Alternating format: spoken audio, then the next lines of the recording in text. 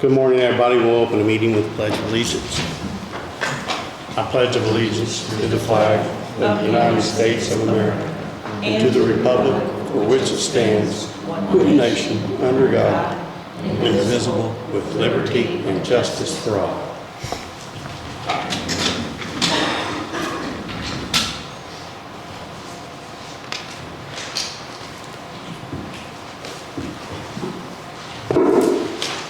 Okay. Good morning, everybody. We had a special meeting here to sign our insurance. Expires September 1. We have our broker here, Mike Kramer from Pinnacle Group, to help probably answer questions about the bids, the quotes that came in for renewal. And I think we're doing SunLife, is that correct, Mike? Yes.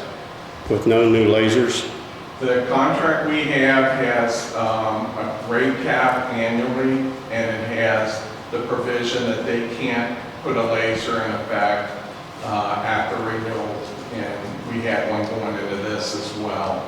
And the purpose for doing that is a new underwriter and the other most competitive carrier in this case wants to give you a rate, but then the laser people that are known conditions that are high claimants. And so the next closest carrier put two specific lasers on two different people. And what a laser is just where they put a different specific deductible. So the whole group, everybody over 75,000 or over 60 is covered by the reinsurance. So what they do is they single individuals out, give them their own individual one. Under Sun, we have it contractually where they cannot do that. And that's a big deal to have that because this particular year we had a few people that would have had lasers, and this is just happens to be a year where we've had a lot of high claimants. Yeah, so like if we had an employee with cancer, they could laser him out and say instead of county paying $60,000, you're going to pay $400,000 on this one, and then we'll pick up. Is that how it works? Yes, yes.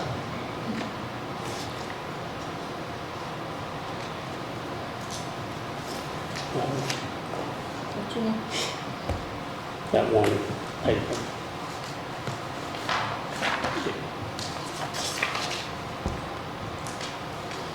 So I'll make a motion that we renew our reinsure SunLife for 2024.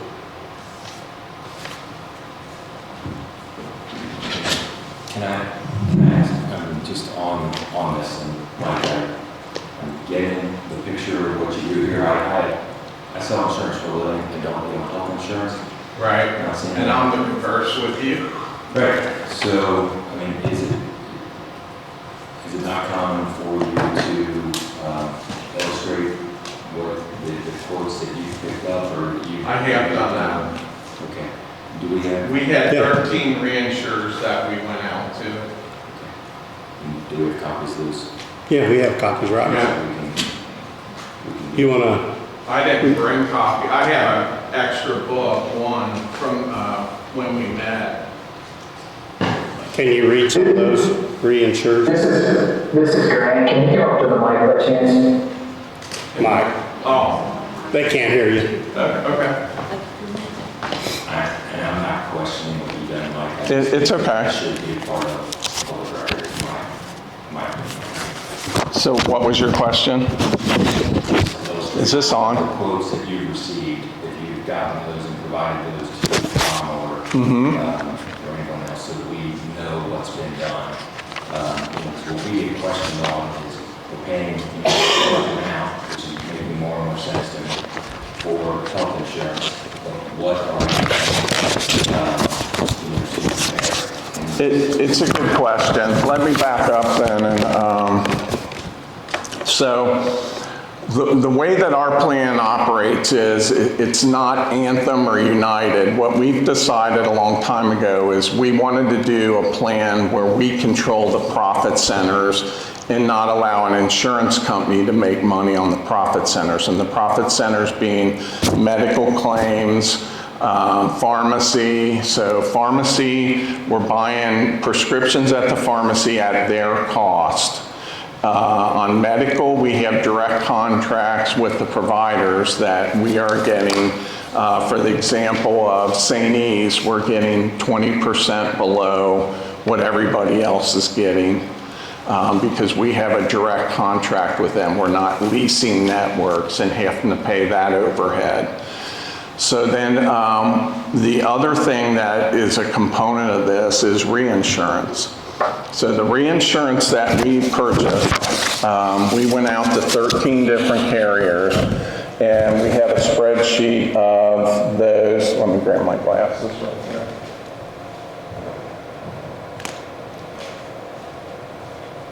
We're partially self-funded up to a certain amount. Then we have a reinsurer that takes over and pays the rest of the bills, is what it is. So this plan reinsures any individual over 60,000 in claims. So the county's only responsible for up to 60,000 in claims. And that's where we were talking about lasers. You know, laser is just where they single a person out for risk. And when a carrier wants to look at your group news, so everybody that we're competing with here looks at your group new and they say, here's our rate. We've developed our rate based on your demographics, your industry, and that. But in addition to that, there's known risk there. And so we're going to place a separate specific other than the 60,000 on those individuals. And the most competitive alternative had a 200,000 on one person, 190 on another person. So that made them, even though their initial rate looked good, it made them not competitive.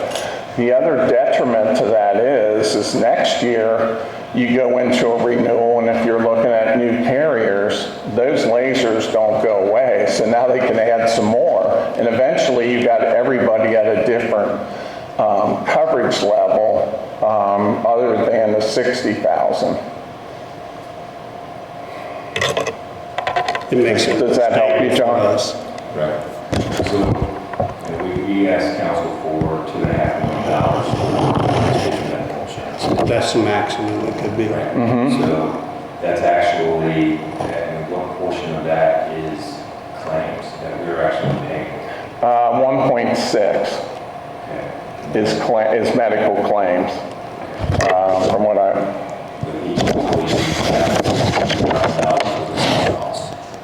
With the stop loss, yeah. yeah. The actual claims, but then we got, You have about 5 or 6 high claimants. They only lasered 2 of them, but you have for sure 4 of them that are active right now. And that's the bad thing is you have those going on right at renewal time, and they don't look like they're calming down. I'm just talking about a cost perspective, not their condition. So the things that the other part of the plan that we're controlling the cost on, we've negated specialty meds. So we have a provision now where specialty meds are excluded, and we have the pharmacy benefit manager that we use will help them get manufacturer's assistance for their prescriptions. If they can't, it rolls back around to the plan, and then the plan will cover it, and it is reinsured through an HRA. So it's a little complicated, but we continually keep trying to beat the system because, big pharma has an obvious big interest in Congress, and they control the legislation that comes out or control that there isn't legislation on pharmacy. That's why you don't really see any relief with pharmacy. It's out of control. And the next thing is going to be genetics, and so where they try to alter your genes. That's the next big expense coming. So it's just, in cost, you're talking about these specialty meds. You can have something for plaque psoriasis that's $200,000 a year just for one person's prescriptions. And if you look at how much we're paying for the whole group, that can add up real fast, and that's just one little piece. That's that person's prescriptions, not their medical bills, not all of that. So that's something that we have control of. And again, the pharmacy benefit manager that we use, and I don't know of another carrier, and I represent a lot, that allows you to buy your prescriptions at the pharmacy's cost. And we have that provision through MedBen. And then in addition to that, we have our proprietary direct contracts with the providers, and we keep adding to that because our claims are paid on a reference base. Are you familiar with that? I believe so. Yeah, they instead of giving a discount, they reference Medicare prices. So they say, okay, we're going to pay this percentage of Medicare because Medicare is a constant. If we said, hey, we have the best discount, we have 20% discount, so you have a $1,000 bill, all the provider has to do is change their rate to $1,200, and they negated our discount. So that's how we defeat that as well. So I think, just like when I talked to you on the phone, it's a lot more complicated than just looking at reinsurers. Yeah.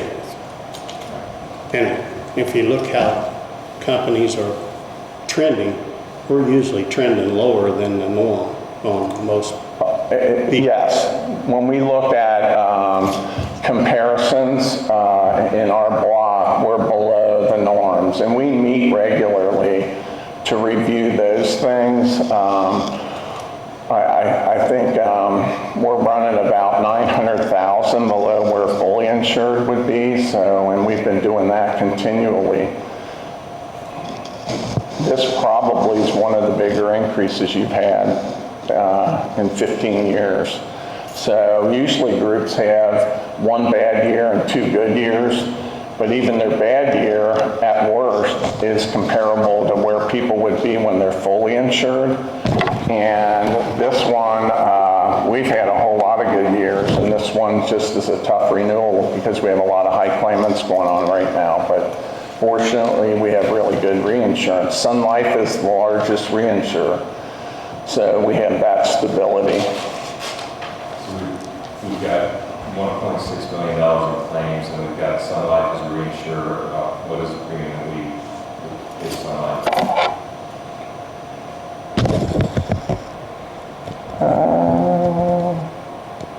Was $869, it's going to $1.4 million.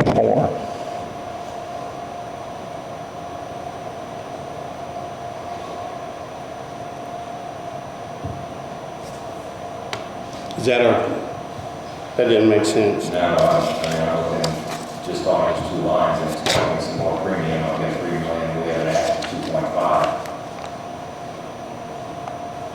So we have one. What's your question? We pay the 1.6 in claims. Yes. Before anything else happens, right? Yes, before reinsurance. Well, it depends on how it falls. That just happens to be how you're running is 1.6 million. Okay. Is that You could be less, you could be more, but this is your highest. that include hard cost? That includes, no, the 1.6 is just Claims. pharmacy and medical claims. Okay. And then I'm asking about the premiums to SunLife, and you said 1.4, so now we're at $3 million. And we've asked for about No, 1,004,000. 4,000. Yeah, sorry. I see what, I couldn't figure out how you were getting that, sorry. So we're still at 2.6 with additional premium and fees to be paid. Yeah, that's your increase for the specific coverage for your stop loss. Yeah, we've had a couple of bad years. What are those premiums to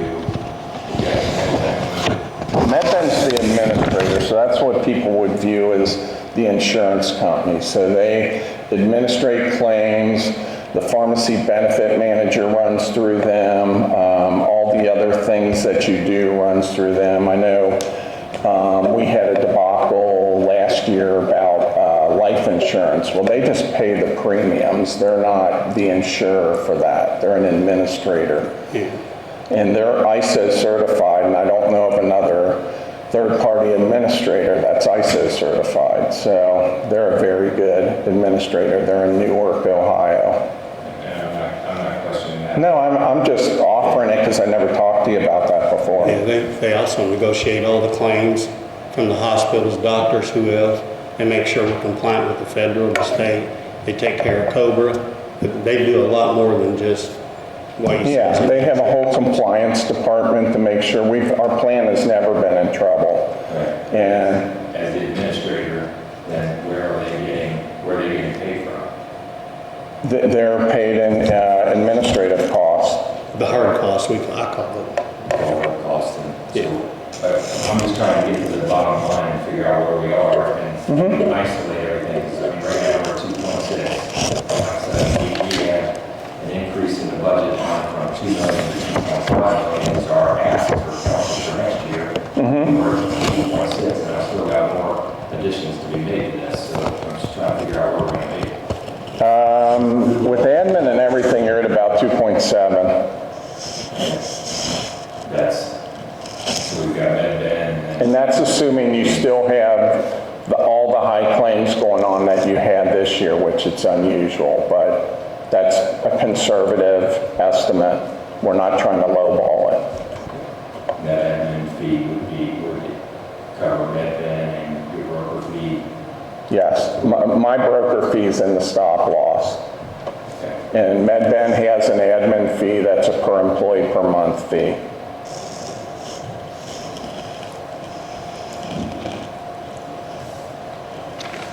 And pretty much everything's a per employee per month except for the stop loss. That's single and family rates. So if you sign this, is this for just 1 year? 1 year. This is just a renewal for the reinsurance. That's all. The SunLife, yeah. So every year that you bid that, we sign up with a new reinsurance. Yeah, for example, 2 years ago, we were with a carrier called Anico. And they're not, all the reinsurers are more property and casualty insurers. SunLife is the largest reinsurer. There's ones like HCC. They're the second largest, and they're names that people would normally recognize as being involved in healthcare. And they're not, just all they do is reinsure those numbers. Kind of like we were talking on the phone where, in health insurance, it's not, hey, I have it's not like life insurance where you say, hey, I want $1 million coverage, what's everybody's rates? And then, okay, this one's the cheapest, and that's your only decision. In this, we're trying to control all of these buckets. One bucket is the reinsurance, and that's all we're talking about here. The claims that we're talking about, that's already going on right now. And so we're not taking more risk at all. Managing the other buckets, we have a lot of proprietary levers for this area that other people do not have, just because that's what we do, and we've negotiated that with them. And I know, and I'll just keep using one of them, but St. E's as an example, they moved into Dearborn County, and they're allowing us to keep this direct contract, and they've done away with all the others. So everybody is leasing through, like if it's Anthem, it's their network, and they have the overhead and everything in their network, and that differential's 20%, so that's significant. So if we were talking about, okay, what would happen if we went away from this and went to one of those networks again, you add about $300,000 to your medical claims right off the bat. So that's the efforts that we've done that really have made a difference with your group. Yeah, at one time, years and years ago, We had Atlanta and them every year, 40% increase. So On the whole, on everything? On everything. Not just the reinsurance? we decided to go partially self-funded back in 99 or 2000 or something. And at one time, and that way, if there is any money left over, we're not paying it to them, to Aetna or Humana, whoever. We kept it. Correct. We had a reserve for a while, if We you had remember. close to $2 million in our insurance account, didn't we, Carla? That was just money we didn't pay because we weren't fully insured. So we have saved a lot of money over the years by doing that. What's the per employee administration fee? For MedBen, Yes. Per employee. I understand. It's $57.35, and that's, their base administration's $24.80, but when you take in all the other vendors, I mean, like Cobra administration and things like that, Per month? per Yeah. month.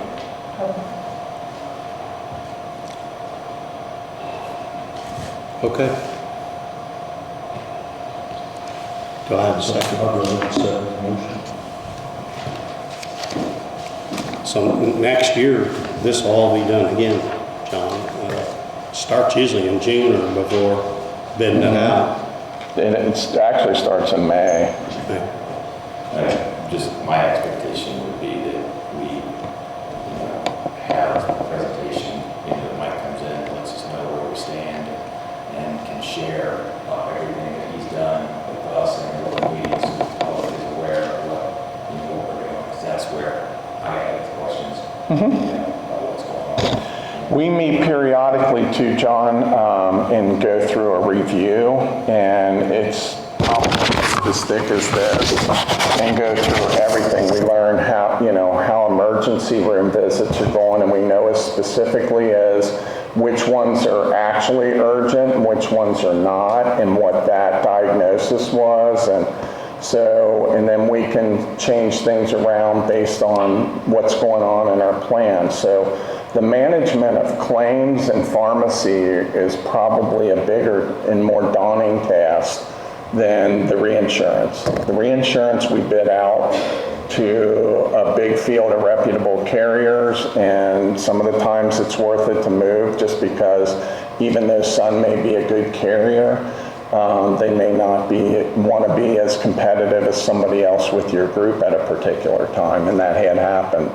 But we're with them now. They have the best contractual provisions, and they're the largest, most stable reinsurer. So it's not like we're jumping around with fly-by-nights.